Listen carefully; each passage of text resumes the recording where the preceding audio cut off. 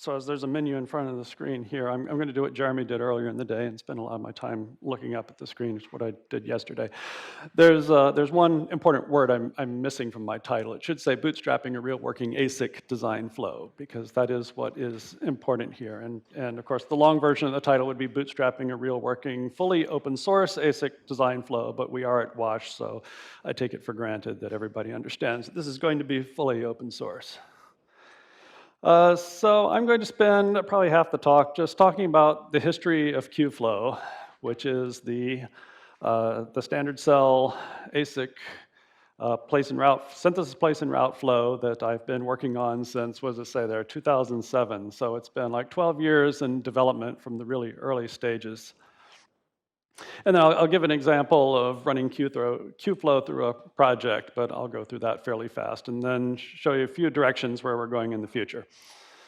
So Qflow dates back, as I said, to 2007, when I was working in a small startup company in Silicon Valley called Multigig. We were basically an analog IP company.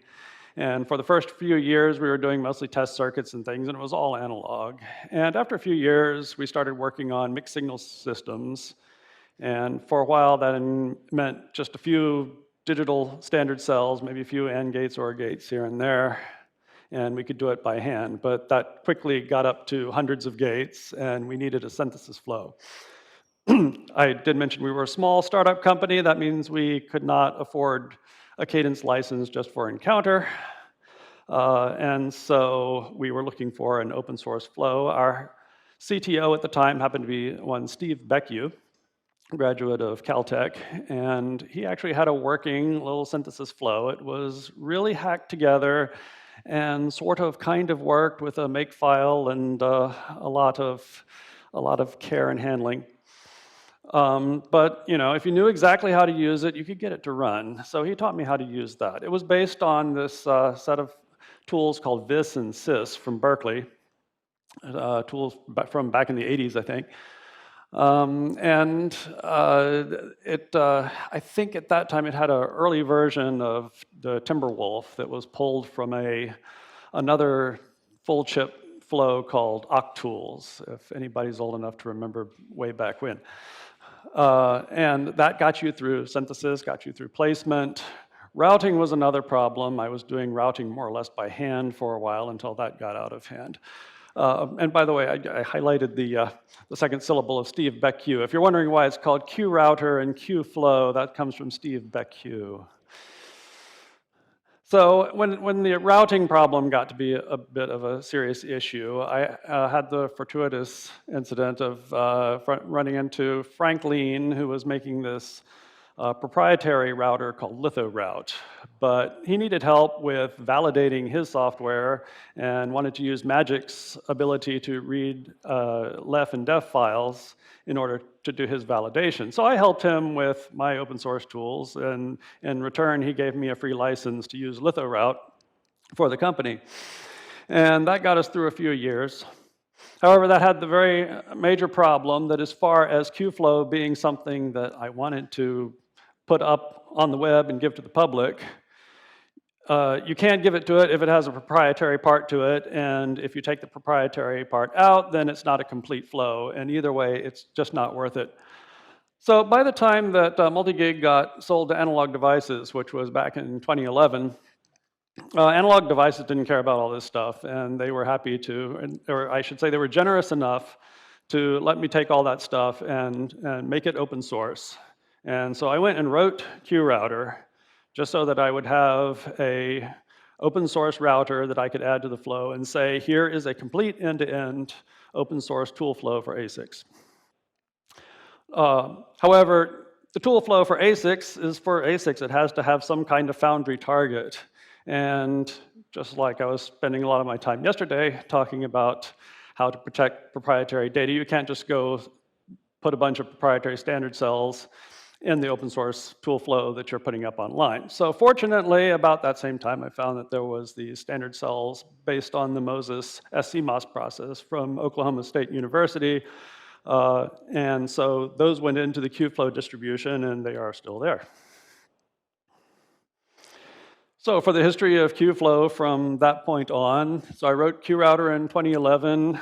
I finally needed to put an actual clock tree router into it, so I wrote that in 2012, and then cleaned up the scripts, added a makefile, and Qflow in more or less its present form is something that you can download and run off the cuff, was born in June 2013. Still running on vis and sys and all that. So it was just shortly after I put it up on the web that I found out that there was another nicer tool called Odin 2 for synthesis. So I incorporated that, and it wasn't very long after that that I discovered that there was a really, really good synthesis tool called WOSH. And I have quickly made Odin 2 and vis and sys completely obsolete. And as mentioned in the last talk, WOSH is combined with ABC from Alan Mischenko at Berkeley. And ABC is a derivative of vis and sys, so it all comes kind of full circle there. And seemingly kind of late, I put in a static timing analysis tool about the same time. It took me so long to put that in there because I had several people saying, hey, I have this static timing analysis tool that I wrote. Just let me get it cleaned up and I'll give it to you and you can open source it, which is often the death knell of open source projects. Just let me clean it up a bit. Well, I never heard from them again. So at some point I thought, okay, look, this has to have a static timing analysis tool. So I wrote one, and that went in late 2013 along with WOSH. Then it was starting to look like a really nice flow. Eventually I got, Ruben Undheim took Grey Wolf off of my hands and put it into, I think, CMake, which made it a bit easier to use. I could tell people to just go get Grey Wolf and compile it rather than saying, here's Timberwolf and some instructions, and I hope you can get it compiled. And the performance went in leaps and bounds through that period from being able to do hundreds of gates with vis and sys in 2008 to thousands of gates. And after hacking a bit on QRouter, I managed to get up to tens of thousands of gates. I know lots of you work with like really high performance processors and things and are thinking this is peanuts. But in the space I'm considering, which is embedded systems, the small processors are going to be like 8,000 to 20,000, maybe 30,000 gates tops, and you can do a small core. Well, I'll show you in a little bit. And then last year I added a GUI interface, which I ported over from the work I was doing at eFabless. Underneath the whole thing is, I'm going to go through all the rest of this fairly fast, but it's a fairly standard setup. If you've used Cadence or any kind of standard commercial proprietary tools, it follows the same sort of thing. You've got your different directories for source, synthesis, layout, and a bunch of log files that tell you what happened at each stage. And this is too much detail to go through, but just to say that I've got all the usual things. You've got synthesis, you've got fan-out handling, clock tree synthesis, you've got the ability to create XSpice models out of your synthesized netlist to be able to run co-simulation inside ngSpice. You've got density planning, and then all this manipulation to try to get to the input and output formats of Grey Wolf, which is so old it doesn't speak anything standard. You can add your power buses and arrange the pins so that they're all on grid and so on, and then pass that to the router. Pass it to a static timing analysis, pass it to the router. The router routes it, it dumps you the parasitic extraction, and that's followed by running static timing analysis with parasitics. And because it's an open source flow, there is no guarantee here that it is either going to be DRC or LVS clean. You'll be very unlucky if it doesn't come out LVS clean. Usually not coming out LVS clean means something went very, very wrong with the setup of the technology. But depending on the technology, depending on the standard cell sets, it can have a lot of anywhere from 0 DRC errors to a lot. And most of my development work on QRouter these days is just going in and trying to see if I can get it to knock down some of those DRC errors that it's getting from the more obnoxious foundry processes. And then finally GDS generation, and you're done end to end.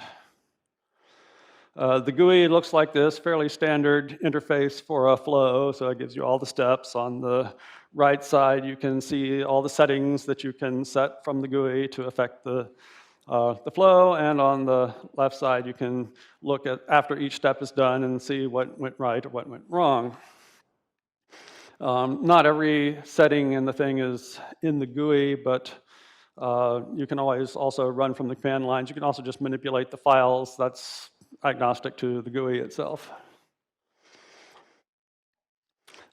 And then for the rest of it, I'll just go through a really quick example, but show you a few of the new features. Like this is what's going into Qflow now, is the ability to mix and match different tools. So up there, you have the choice of running Grey Wolf or Replace, which I'm going to talk about in just a minute.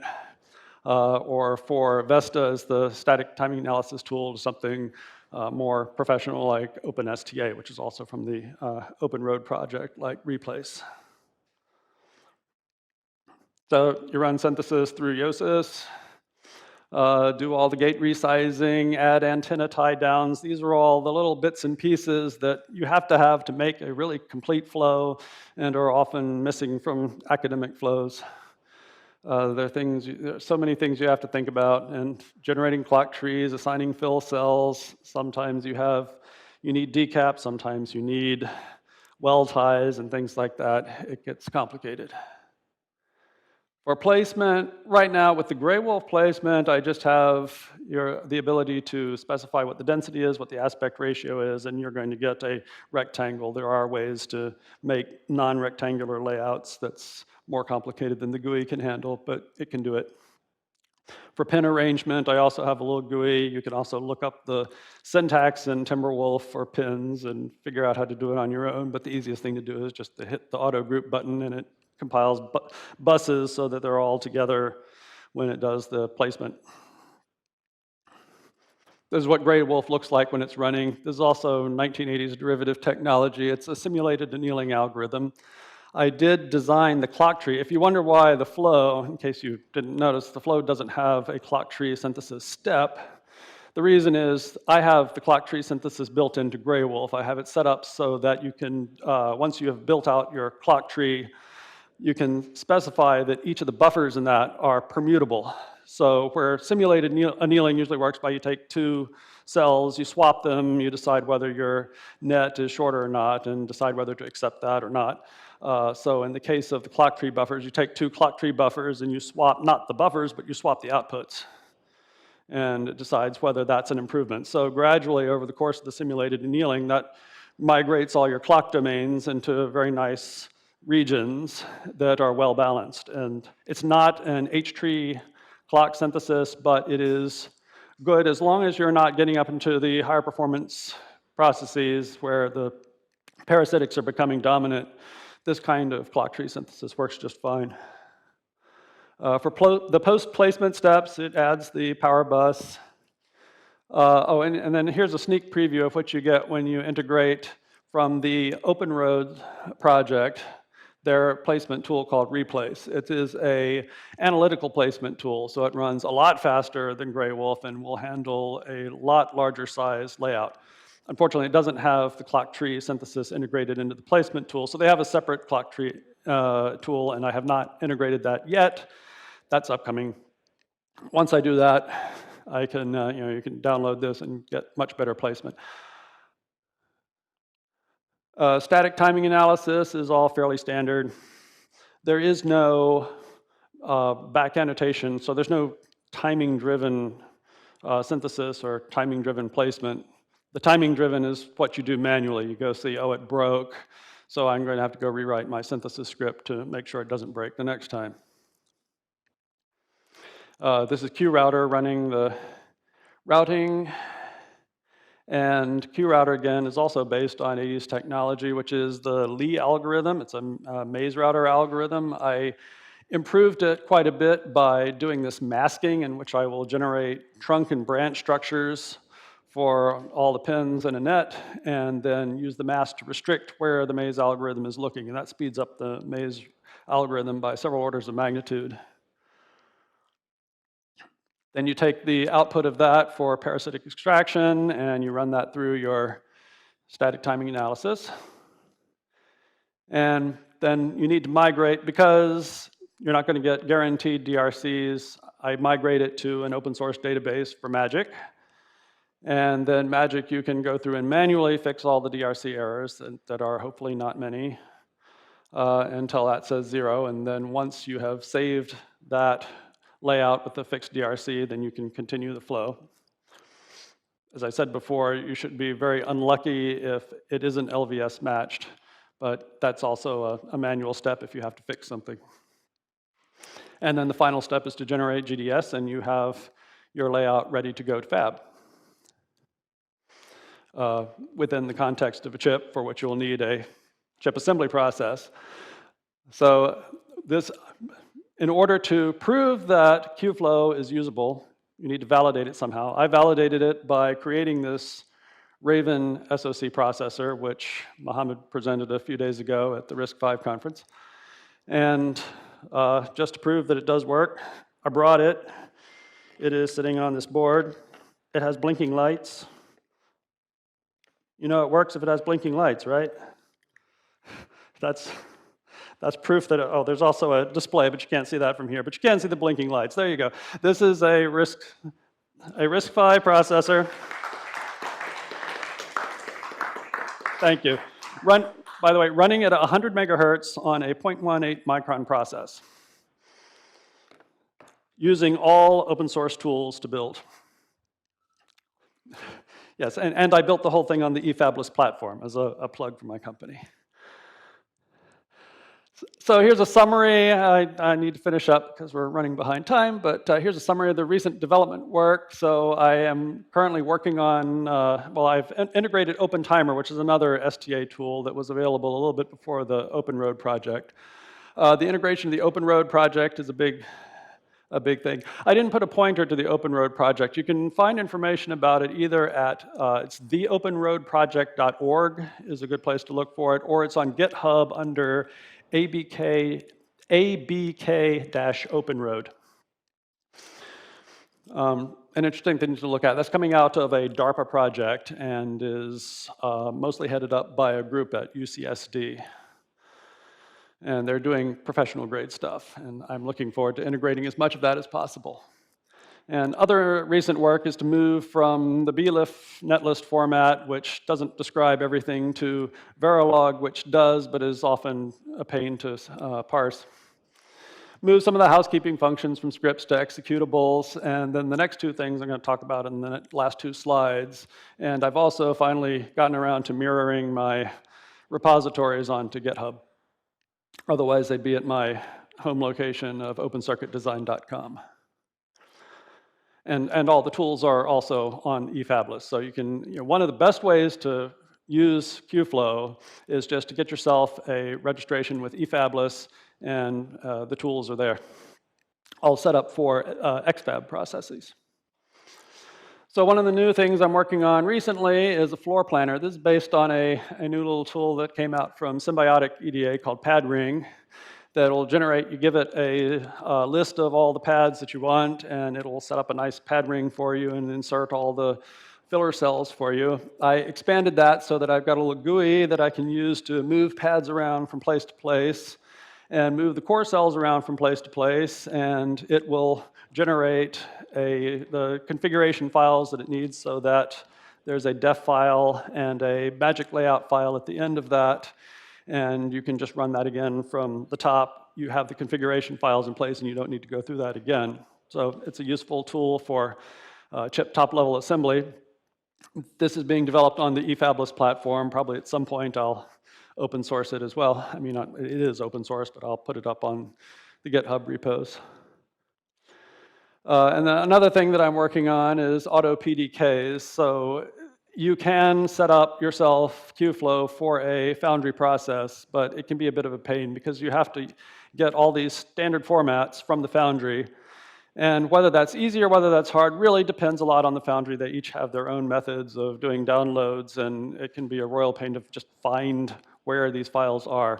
So the whole idea is to have a make and to give some instructions that say, okay, for this Foundry, you download these files and put them in this place, and then you run a make file, and it will generate a standard set of directories, which then Qflow knows how to find. It'll set up all the Qflow files for you, set up all the magic tech files, and so forth.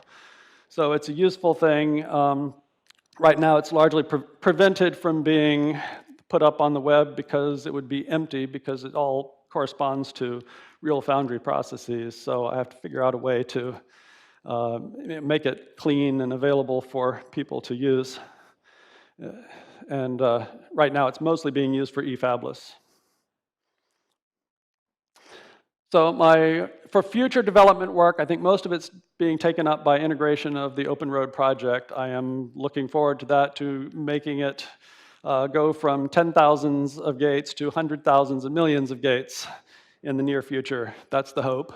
And I also am aware that I'm very much in need of a DFT scan chain insertion tool as well for this thing.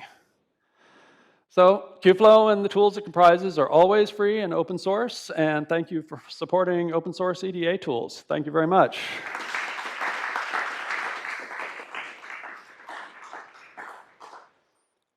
Yeah. Thank you for building open source EDA tools. You're welcome. Questions?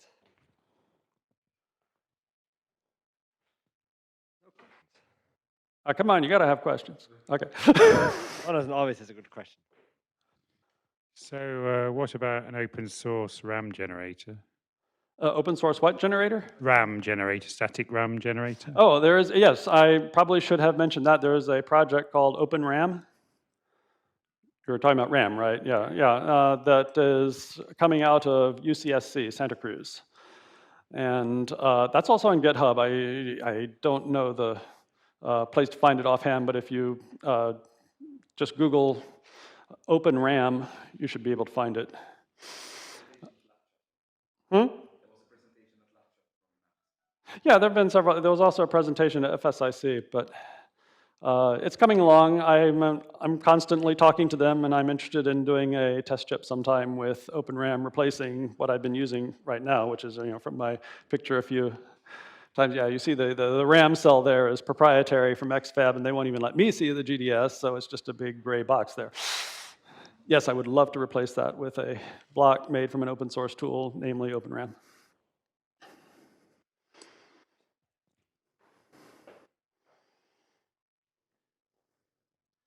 Actually, a follow-up question to the SRAM question from the internet.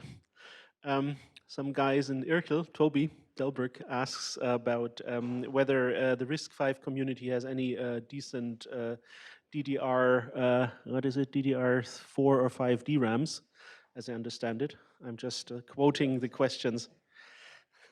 Are there any decent DRAM IP for DD3 or 4?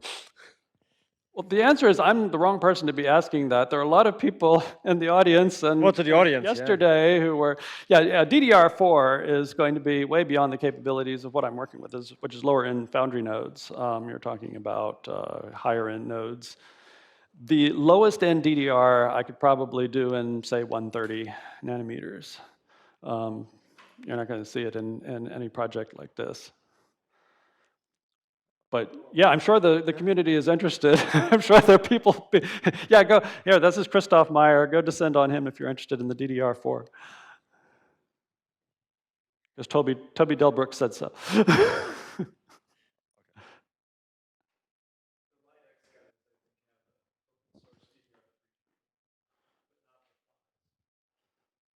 Okay, we're a little off topic now, but. Yeah. Any other questions? Otherwise, let's thank the speaker again.